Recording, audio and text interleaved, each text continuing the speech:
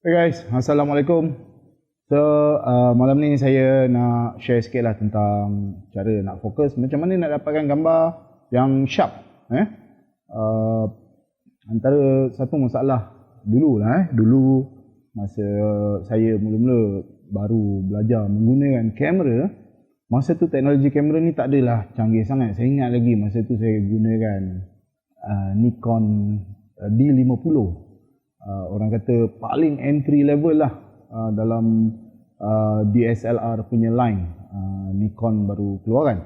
Jadi untuk kamera macam entry level ni, dia punya autofocus speed, kelajuan apa semua tak adalah macam high end level. Jadi untuk dapatkan satu gambar yang sharp, kita kena kerja lebih kuat, kena lebih berhati-hati dan kena buat banyak checking.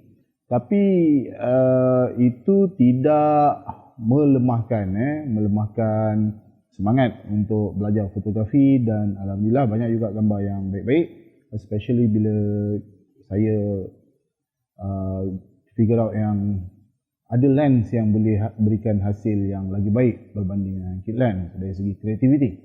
Bukan saya cakap kit lens tak baik, tapi ada lens yang lagi baik. Dan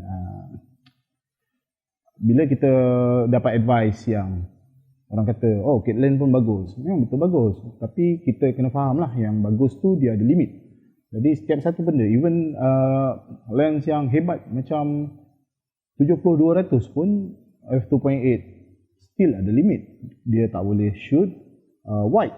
Okay? Jadi setiap satu benda ada limit, ada tugas dan ada fungsi dia. Jadi bila saya jumpa lens-lens yang lagi baik, rupanya lens tersebut, kalau sebab dia allow lebih banyak cahaya masuk dalam aperture dia, dia memudahkan sensor untuk capture, untuk fokus pada sesuatu objek. Jadi ada banyak perkara yang kita boleh orang kata incorporate dalam proses capturing image untuk menjadikan kita punya image tu lebih usable, lebih mudah dan lebih kreatif. Jadi di sini saya yang ada adalah Sony. Jadi dekat Sony sekarang dia punya kelebihan adalah eye autofocus, antara yang most accurate lah dalam dunia. Antara banyak-banyak kamera, boleh kata tak 95% atau 98% fokus saya sekarang tak pernah gagal lah. Tekan je, bukan saya, tapi kamera itu tak pernah gagal. Tekan je dia capture. Jadi dan dia boleh dapat hasil yang sangat sharp. Kamera lain pun, manufacturer lain seperti yang kita tahu, Nikon dan Canon, dia agak lambat sikit dalam teknologi ni, tapi apa yang kita tahu, mereka dah mula gunakan, incorporate teknologi eye autofocus dan memudahkan lagi kerja fotografer. Itu point dia, teknologi. Dia memudahkan kita menghasilkan apa yang kita nak. Jadi kalau kita nak menghasilkan gambar dengan cara yang mudah. Semakin baik teknologi itu, semakin tinggi level teknologi itu, dia lebih memudahkan. Dan kita janganlah menolak benda yang lebih baik. Kita study lah. Dan kalau dia berguna untuk kita kalau mampu dapatkan, kita dapatkan. Kalau kita tak mampu, dan kita belajar, kita gunakan apa yang ada. Alright, jadi bila bercerita tentang fokus, first kita kena tahulah fokus tu apa. Fokus adalah kawasan di mana kawasan tersebut mempunyai detail yang tajam lah. Sebagai contoh, kalau saya shoot gambar ni, saya fokus, nampak tak dia fokus tadi, dia dekat fokus dekat mana live view saya. Nampaknya live view saya tak keluar. Jadi saya kena ubah sikit lah. Kecuan live view. Okey, dah keluar. Alright. So bila saya tekan fokus,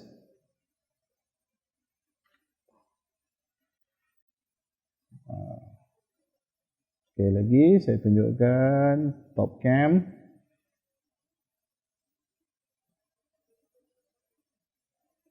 Nampak tak titik hijau?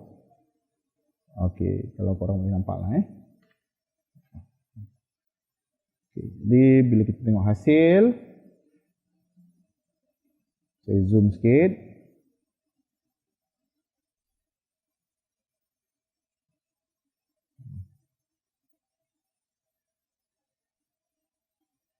Okey, kalau kita tengok kawasan yang dia fokus tu nampak sharp bulu-bulu dia semua sharp.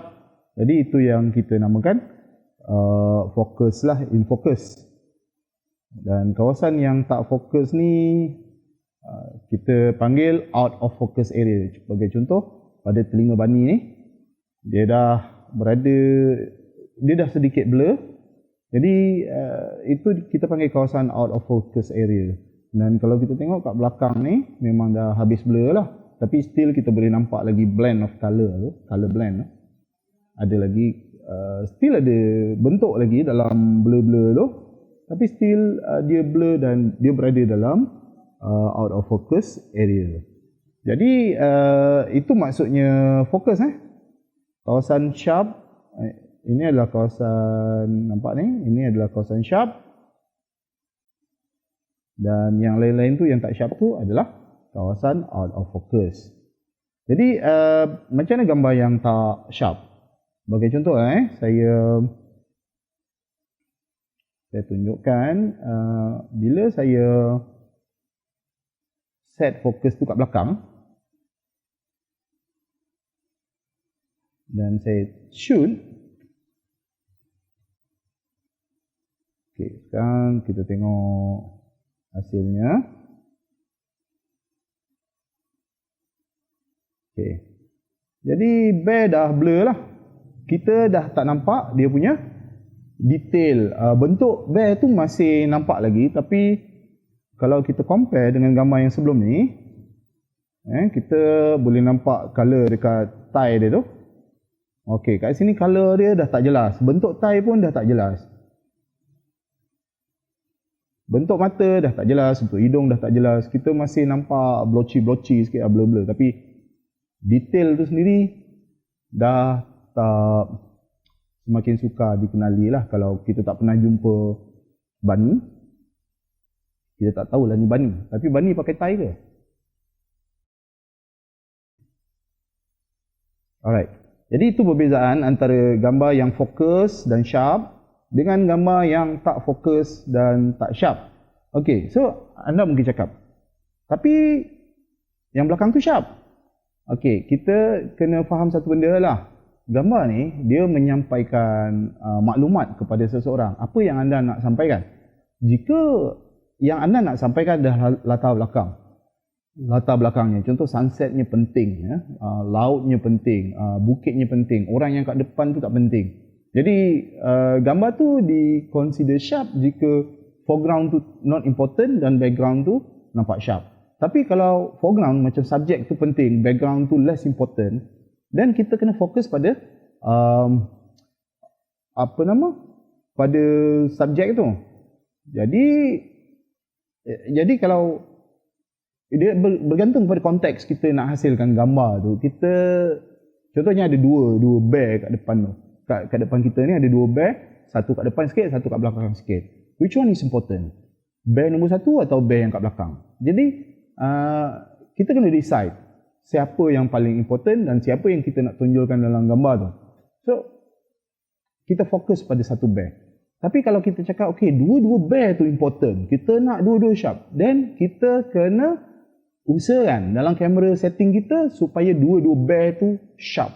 Macam mana nak buat? Okey, itu nanti saya terangkan. Tapi yang penting anda dah faham apa itu sharpness, apa itu fokus dan kenapa ia pentinglah untuk menghasilkan gambar.